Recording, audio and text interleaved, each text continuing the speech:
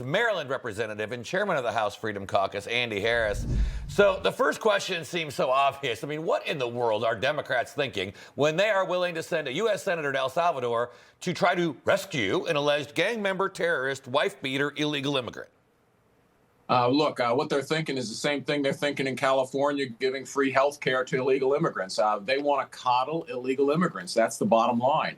But this goes far beyond the pale. This person, again, adjudicated in 2 immigration courts to be an MS-13 gang member. He's now known to be a domestic abuser. He was stopped in Tennessee a couple of years ago, transporting 8 people, human trafficking, on suspicion of human trafficking from Texas to Maryland.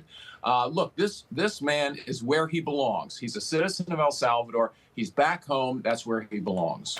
And in our last hour, we heard from Patricia Morin, whose daughter, Rachel, as you know, was brutally killed by a member of MS-13, also in your state of Maryland. And she says at no time did any Democrat lawmaker reach out to her for an honest and sincere conversation about her daughter and her daughter's death. What do you make of the optics here that this senator from Maryland is choosing to go to El Salvador to protect this man?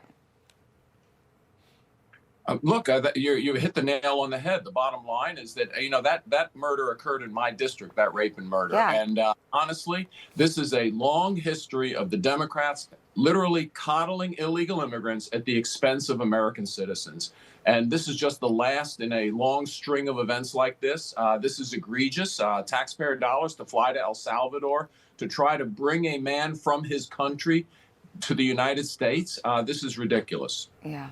So I would assume, Congressman, then you would disagree with your fellow Maryland Senator, Chris Van Hollen, when he calls this guy a Marylander. He is an El Salvadorian. He is not a Marylander in any way, shape, or form. He's not a Maryland citizen. He's not a U.S. citizen. He's an El Salvador citizen. He's back where he belongs. You know, so many people voted for President Trump on November 5th because they wanted to make America safer again. That's what President Trump promised. And it started with controlling the border. It started with controlling the illegal immigration that has run rampant in this country. When you talk to people in your district and you talk to people in Maryland, what do they want? Do they want this guy to come back, or they want to protect people like Rachel Morin? I just had a conversation earlier this morning with someone from my district. They're like, what in the world is our governor and our senator thinking? They want this guy as far away from America as possible. They know he's bad news, but there are hundreds of thousands like him that were admitted in the last 4 years under the Biden administration, among the 12 to 15 million people allowed into this country. They want them to go back home. Yeah. Yeah, lastly, real quick, Congressman, when you guys get back to D.C., you got a lot of work on your plate. Now, some hope that the president's one big, beautiful bill of tax and spending cuts can get passed before Memorial Day. That's not a lot of time in congressional time. Do you see that happening? I'm not sure it's going to be by Memorial Day, but I do think it'll be by early summer. I think that's possible. Have to get to work. We have to get to work fast, and we have to deliver economic certainty to the American people. And again, control of our federal debt deficit. Information.